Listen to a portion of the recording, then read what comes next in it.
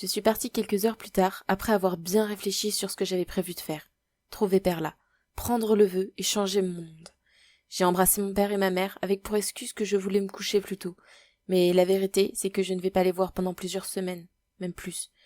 Mais ça me remonte le moral de savoir que bien que je reste 5 heures ou plus à Pluma, ce sera nul dans la vraie vie. Le temps s'arrêtera, et je pourrai rester aussi longtemps que j'en ai envie. Cette perspective m'enchante et m'effraie à la fois. Des sentiments si contradictoires pourtant si proches. « Ça va mieux ou tu as besoin de médicaments ?» me demande Wendy, ma petite sœur du haut de ses 12 ans. « Ne t'en fais pas, la rassurai-je. J'ai encore beaucoup d'années devant moi et assez de côté pour te pourrir la vie. » Je la prends dans mes bras, elle se laisse faire. Elle est habituée à mes effusions de joie. Et on est très proches. Pour ma sœur, rien ne change en temps, mais pour moi ce sera une éternité avant de la revoir. J'irai peut-être leur dire bonjour de temps en temps, mais principalement je serai égoïste et vivrai dans un monde parfait pour moi. C'est le début du week-end, et quand je reviendrai définitivement, j'aurai un peu de temps pour me remettre de tout cela, et c'est très prometteur. Je me réjouis de tout ce qui pourrait m'arriver, et je passe un dernier repas avec ma famille en prenant bien garde de rire un maximum et de profiter de tous. Mais bientôt l'envie devient trop forte de retourner là-bas. Je reviens, leur dis-je, ils me laissent partir sans se poser plus de questions, et je m'en veux de leur mentir, mais je dois y retourner. Je vois ma sœur s'approcher de moi en souriant. Elle me connaît trop pour ne pas se douter de quelque chose. « Qu'est-ce que tu veux ?» lui demandai-je innocemment. « Savoir où tu vas ?» me répond-elle, en souriant, pleine de fierté de m'avoir en partie percée à jour. « Je ne vais nulle part. Je te promets que tu ne verras pas le temps passer. »« Il s'appelle comment ?» Je la regarde en ouvrant de gros yeux. Elle n'a pas du tout deviné. Elle pense que je suis amoureuse, et entre nous, cela vaut mieux. Je la laisse dans son délire et lui dis que je vais bientôt dans ma chambre pour quelques minutes et que je reviens tout de suite. Elle se contente de cette réponse et me laisse seule. Je lève ma manche une fois sur place et lance la plume. En la regardant parcourir le chemin qu'elle fait à chaque fois, je me demande si c'est une bonne idée de me laisser aller ainsi dans quelque chose que je connais si peu. Je commets peut-être une erreur, je pourrais mourir et je le sais si bien, je pourrais souffrir, mais je suis aveuglée par le besoin de changer de vie. Et je tombe encore une fois par terre, sur le bois du bateau, en pleine soirée. Même si le soleil n'est pas encore complètement couché, on peut voir des étoiles briller au-dessus de ma tête. Je les regarde, avant de me relever pour me diriger vers le bastingage, où je vois ce paysage et ces nuances de couleurs. Je souris, en voyant au-dessus de moi des étoiles parsemées de nuages à certains endroits. Au-dessous, des campagnes diverses, passant de désert à grands précipices. Je pose ma lanterne à côté de moi et m'installe contre une corde sur la rambarde de bois. Le soleil, au loin, darde ses derniers rayons vermeils et dorés. L'air est pur, libéré de toute trace de pollution. Le pont est vide et l'atmosphère n'est ni trop chaude ni trop froide. Je m'amuse à regarder en dessous de moi et de constater la hauteur à laquelle nous sommes. Je réajuste ma casquette noire et descends de mon perchoir. Je me décide vite d'appeler mon petit béret Wenny, en souvenir de ma sœur, que je puisse penser à elle-même en étant loin d'elle. Belle vue d'ici. Je me retourne mais ne vois personne. En levant la tête, j'aperçois le nid de pie, où s'est perché discrètement Lewis. « Tu es là depuis longtemps ?» lui demandai-je. « Assez longtemps, je dirais, » me répond-il. Il descend de là-haut, en s'aidant d'une corde et atterrit devant moi après des prouesses de haute voltige. Je me retourne pour l'éviter, mais il m'attrape le coude et m'oblige à le regarder d'un mouvement du bras et à me retourner face à lui. Ma lanterne me glisse des mains alors que je manque de tomber. « Je sais que tu caches quelque chose, tu n'es pas normal. »« Qui l'est ?» lui dis-je en tentant de prendre un air assuré. « Même si ça doit me prendre des jours, je découvrirai qui tu es. »« Prends ton temps, répondis-je, j'ai tout le mien. » Il peste dans ses dents, sans pour autant me lâcher. S'entretient entre nous une bataille de regards, où chacun tente tant bien que mal d'avoir le dessus sur l'autre. Mais je n'ai jamais perdu à ce jeu. On s'approche de plus en plus, mais à l'instant où les doigts de nos mains se rencontrent malencontreusement, une douleur violente parcourt mon corps. Une électricité se met à me caresser les bras et les jambes, et c'est grisant. « À table !» On se sépare d'un coup, en entendant Marcus arriver sur le pont. Je ramasse mes affaires, tandis que Lewis se gratte la tête et fait semblant de s'occuper avec un cordage.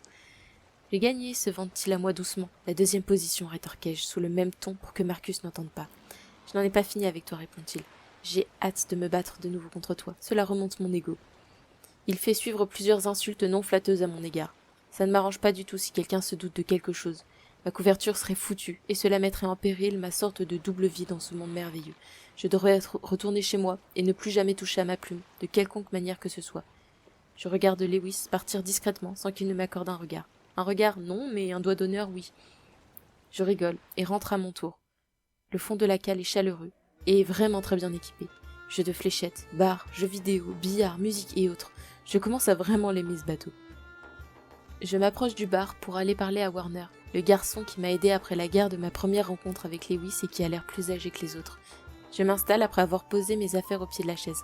« Salut, me dit-il. C'est fou comme il n'y a pas beaucoup de monde ces temps-ci. Tous ces gens vont ton grand test ?» demandai-je. « Tu es la seule. Les autres ne savent pas. » Il montre un homme du doigt. Benoît, l'homme d'affaires, a donné tout ce qu'il avait à des gens qui en avaient besoin. Et avec le reste, s'est acheté un billet pour un lieu où il pourrait tout recommencer. « Mais pourquoi ?» demandai-je. « C'est une grosse prise de risque. » Warner lève les épaules en buvant sa bière, comme s'il voulait dire que c'est son choix et qu'on n'est personne pour le juger. J'aime cette philosophie muette. J'aime le fait que les gens ne jugent pas, à détail près. Warner me prend la main et met un grand verre de bière. « C'est pour moi, ne t'en fais pas, me dit-il, alors que j'allais répliquer quelque chose. « Amuse-toi, c'est ton premier jour en l'air. » Je tourne la tête et vois que je suis la seule à être sur la réserve. Les autres passagers s'en foutent et profitent de ce voyage. Beaucoup jouent tranquillement au billard et d'autres discutent dans un sort de fumoir.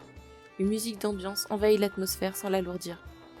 Ma mère me dirait sans doute de ne pas me laisser aller, d'être plus intelligente et réfléchie, de prendre du recul et surtout de ne pas poser mes lèvres sur ce verre de bière. Mais je l'ai fait, j'ai bu ma première bière d'une traite et bizarrement je ne me sentais pas plus frivole, juste plus motivée et courageuse. Je pose le grand verre vide sur le comptoir et prends un pot de fléchettes en me dirigeant d'une démarche assurée vers la cible. « Christa, c'est à toi !» Je souris et remercie Warner de me laisser la place. Je prends mon élan et tire ma première flèche. Je rate la cible de près et les gens se mettent à crier des « oh » signifiant le suspense. Je veux entendre un « hurrah », même si ça veut dire rester toute la nuit. J'ai tout le temps. Je recommence, encore et encore, jusqu'à ce que j'ai ce que je veux, un « hurrah », et je ris, avant de laisser ma place à une petite fille accompagnée de son père. Je les regarde jouer, sans peur, le père et sa fille, sur un bateau, sans savoir où ils vont s'arrêter. Tout ce qu'ils savent, c'est que quoi qu'il se passe, ils seront ensemble et c'est le plus important. Cette vision, loin de me faire pleurer, m'émeut. Après avoir détruit tout le monde au karaoké et à Just Dance, j'ai considéré avoir fait assez de bêtises pour ce soir et suis sortie pour trouver un coin tranquille où dormir sans être dérangée par des fêtards un peu trop bruyants. Je me retrouve rapidement à l'arrière du bateau, enroulée dans une couverture trop fine sur des sacs de riz trop durs. Les voiles étant situées plus vers l'avant, je peux mieux observer le ciel et les étoiles. Peut-être que les autres ont des cabines où dormir, mais je favorise le pont pour y faire ma première nuit. J'ai la tête appuyée contre la rambarde et le regard tourné vers la vue, une vue arrière du bateau, et mon regard se perd dans cette contemplation, et sans même que je fasse attention, je me suis endormie. 2 mois que je suis sur ce navire, et j'ai l'impression que cela fait 2 jours tant j'y suis bien. Plus le temps passe, et plus je vois des gens descendre du bateau de façon irrégulière. Parfois, ils prévoient de descendre en avance, tel que « je pense que je vais descendre maintenant », ou alors ils suivent leur instinct. « Là, ici, faites-moi descendre !» Et c'est du devoir du capitaine d'obéir et de laisser descendre sans poser de questions, pas de jugement, pas d'indiscrétion. J'accepte tout cela. Je fus attristée de voir descendre le père et sa fille de 8 ans. L'homme d'affaires, qui avant m'avait offert un carnet de cuir, pour que je puisse y écrire, et un appareil photo miniature pour des photos souvenirs. Il veut vraiment recommencer de rien. Le Grand Est me semble si loin, et j'avoue que j'hésite à descendre au milieu de la nuit. Je n'ai pas de quoi payer mon passeur et ami Marcus. Je traîne beaucoup avec ce groupe, et je commence même à m'attacher à eux, sauf à Lewis. Je parle beaucoup avec les autres, mais Lewis est le plus difficile des 3, et impossible d'avoir une conversation avec lui. C'est peut-être un peu de ma faute, mais je ne lui en veux pas, il a raison. Je suis une menteuse, mais n'aime pas cacher des choses et encore plus maintenant que je suis amie avec eux. Ils m'ont prévu une sortie dans le bar le plus tendance et cool de Pluma, le Shoyu. Un spectacle unique et aussi une salle de jeu, un bar avec les meilleures boissons du monde et surtout la bibliothèque de Pluma. J'avoue que la bibliothèque me fait plus rêver. Je suis persuadée que je pourrais y trouver certaines infos sur moi et sur mon rôle de créateur. Mais surtout sur comment trouver le vœu ou alors où se trouve Perla. Je ne perds pas de vue l'objectif de sauver mon monde d'une autodestruction. « Direction le Shoyu !» crie Warner en prenant une corde pour descendre. « Mais ne t'en fais pas, me rassure Lewis. Il y a un seau pour que tu puisses descendre sans te blesser. Une fille, c'est si fragile. Et un coup dans l'entrejambe d'un garçon peut tout remettre en perspective dans ta petite tête. Donne-moi cette corde, lui ai-je dit. » Il me la donne avec un sourire satisfait. Je monte sur la balustrade et regarde en bas, et c'est si haut. Mais il est hors de question de donner à Lewis une raison de se moquer de moi. J'ai gagné le premier combat, je gagnerai celui-là. Je vois comment Marcus fait, il se jette dans le vide en tenant fort la corde, et celle-ci, étant élastique, se tend d'un coup, permettant à la personne d'atterrir en bas sans problème, avant d'accrocher la corde à un crochet installé en bas pour cet effet. Il faut bien viser, être assez lourd et avoir confiance en soi. Depuis que je suis là, je n'ai pas pris de risque, et il y a un début à tout. Je mets une boucle de la corde autour de ma taille et tiens la deuxième boucle dans mes mains. Je regarde derrière moi pour voir ma future piste d'atterrissage. Mes jambes se mettent à trembler et mes mains les rejoignent rapidement. Je ne crains de pouvoir descendre et prendre le seau devient soudain un super fantasme de sécurité. Une main se pose sur la mienne et de l'électricité parcourt mon corps comme une simple décharge. « Fais gaffe quand même, me dit Lewis. « Tu t'inquiètes, chérie ?» lui rétorquai-je méchamment en levant un sourcil. « Je t'attends en bas. » Je saute sans hésiter, une seconde de plus. L'air me bouche les oreilles, et mes yeux se ferment tout seuls, comme pour mieux supporter la pression de l'atmosphère, compressant chacun de mes membres. Je me mets à crier, tant cette impression de chute dans le vide semble réelle, puisque, en effet, c'est réel. Je vois le sol se rapprocher de moi, dangereusement, et je tiens la corde, si fort que les jointures de mes doigts se sont blanchies sous l'effort. Des larmes quittent mes yeux, alors que mes pieds touchent enfin le sol doucement. Je prends un crochet sur le côté et y passe la boucle de la corde. Je m'extrais en me plaignant des conditions de transport et de sécurité. Je tombe par terre, sur les genoux, en me tenant le ventre, craignant de me voir vomir après autant de peur. « Christa !» m'appelle-t-on. « Tout va bien ? Dis-moi que tout va bien !» Marcus, Warner et Lewis en arrière se rapprochent de moi. Je vais leur dire que je vais bien, mais ils ne m'en laissent pas le temps. Warner vérifie la corde que j'ai accrochée, et Marcus me touche de partout pour surveiller la moindre gratinure que j'aurais pu me faire. Mais je n'ai rien, et je me suis jamais sentie aussi vivante, malgré mes jambes tremblantes. Je parviens à descendre du rocher sur lequel j'ai amarré le zeppelot. Et je lève les yeux vers ce qui m'avait échappé pendant ma chute. Le paysage, mêlant à la fois une ville française et une campagne texane. Le mix est intéressant et malgré tout magnifique. Les toits bleu-vert de la ville et la magnifique architecture de Paris se mêlent au quartier rangé de New York, et tout autour, un désert de sable avec des cactus et des ranchs. J'ai toujours rêvé de voir un mélange parfait comme celui-là, avouai-je en sautant du rocher. Un mélange ? Comment ça ? Demande Warner.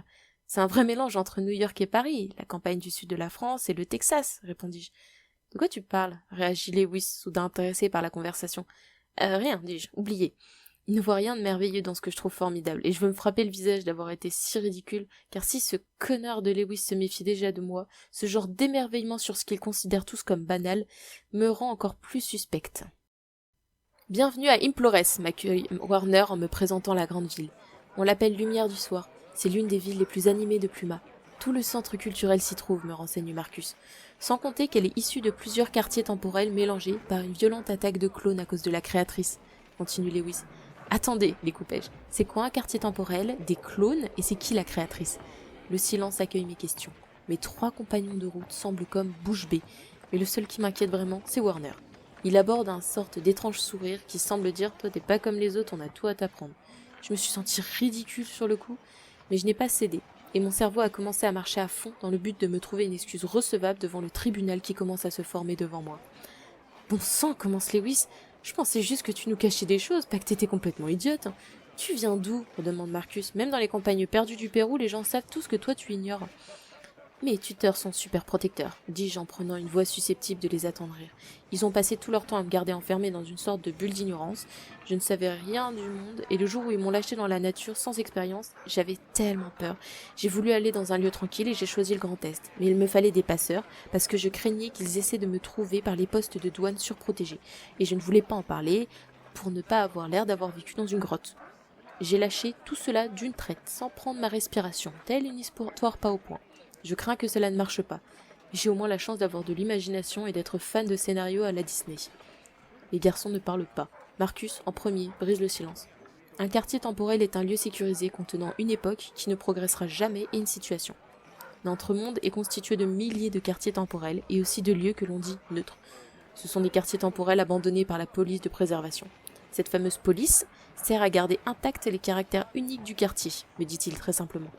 C'est une suite incongrue de lieux dépareillés, citai-je. Exactement, approuve Warner. Mais je pense qu'il est un peu tôt pour te parler des clones et de la créatrice Manu. J'ai entendu quelqu'un me dire un jour que Manu te bénisse, dis-je. C'est le nom que l'on donne à la créatrice ? Oui, c'est de l'ancien perlien, un dialecte disparu. Le seul quartier qui n'ait jamais eu besoin de police de préservation à ce qu'on dit, rétorque Lewis. Il a été détruit par un vœu. Où il est maintenant ? demandai-je. Ne t'engage jamais dans la recherche de Perla, me met en garde Warner. Tu y perdras plus que tu y gagneras, même si tu trouves le vu.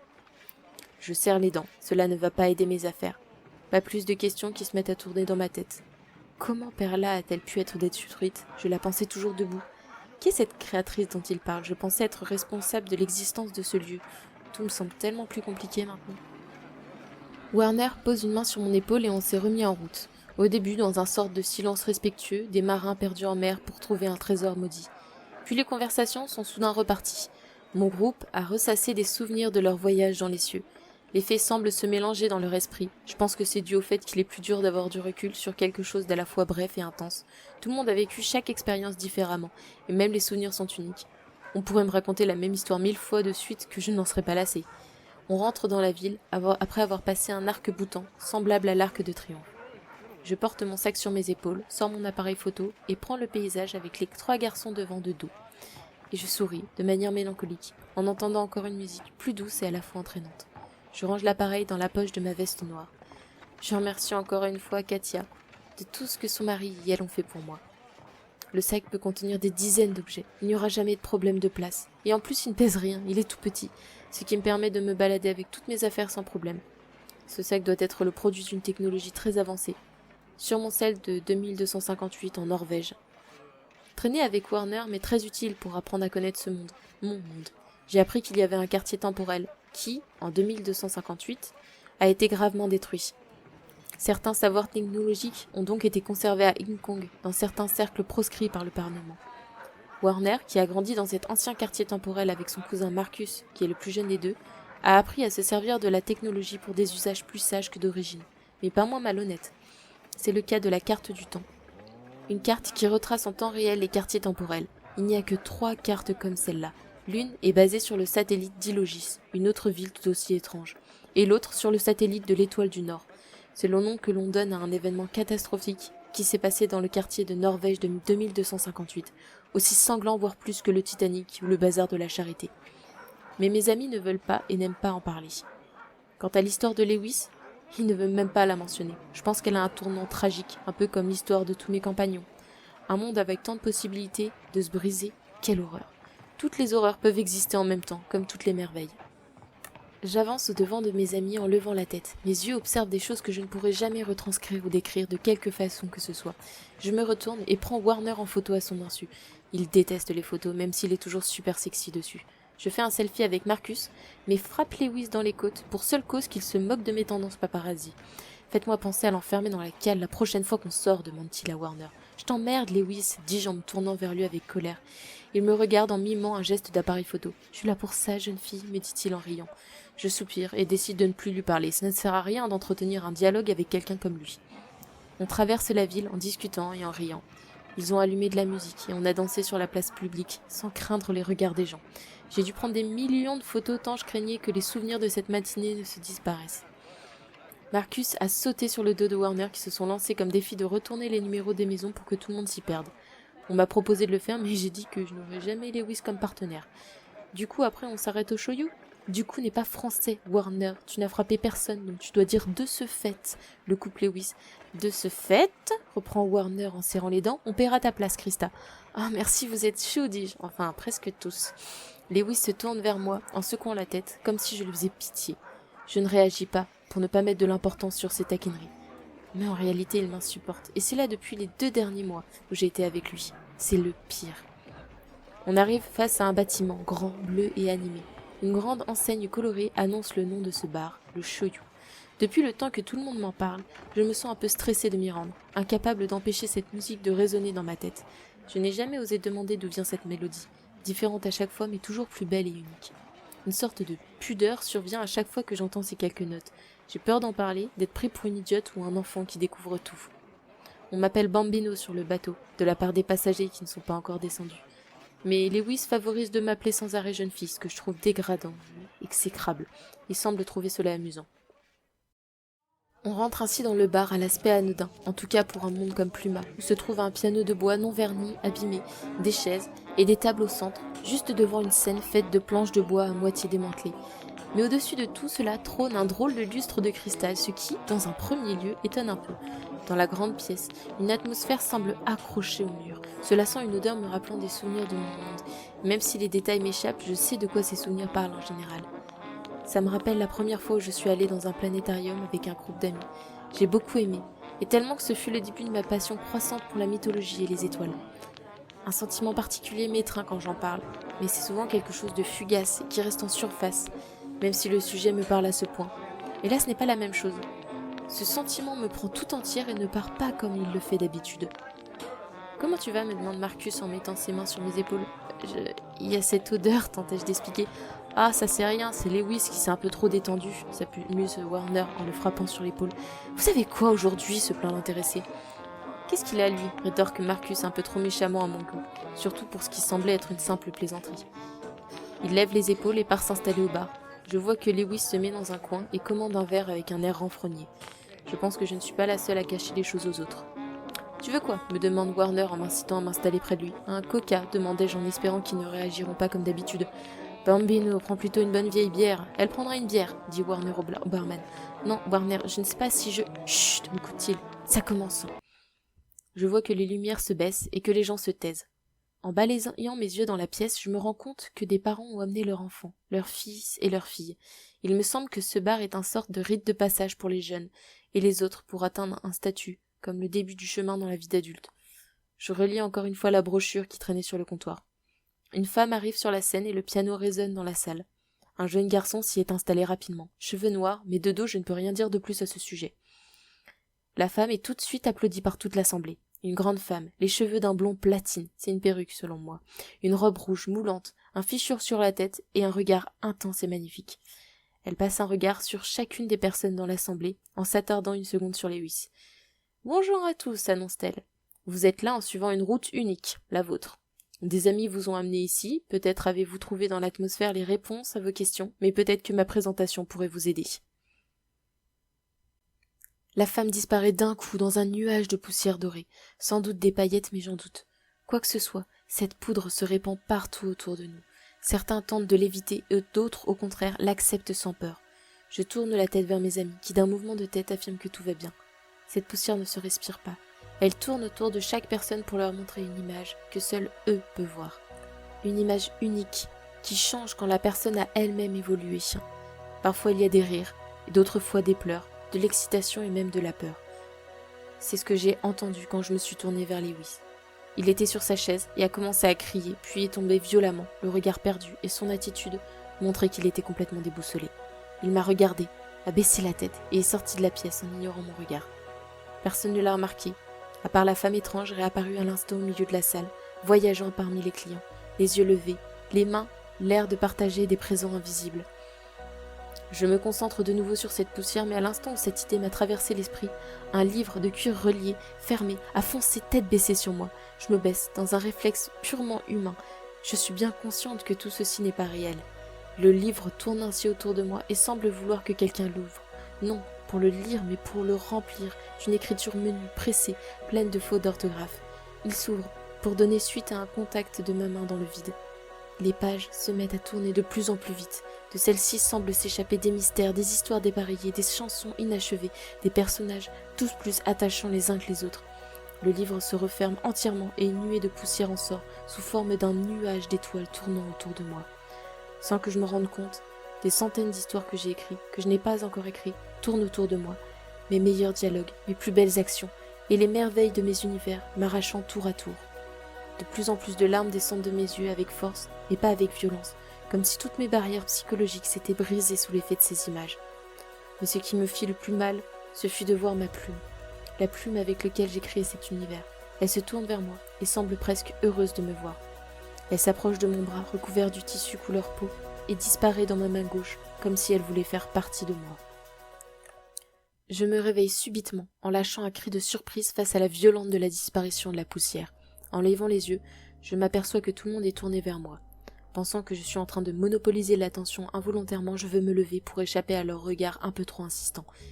Mais la femme m'en empêche en me prenant la main. Elle me conduit vers l'arrière de la scène malgré mes protestations et m'assoit sur une chaise haute de bar. Elle ferme le rideau d'un coup et se tourne vers moi, le regard interrogateur. Nous sommes seuls.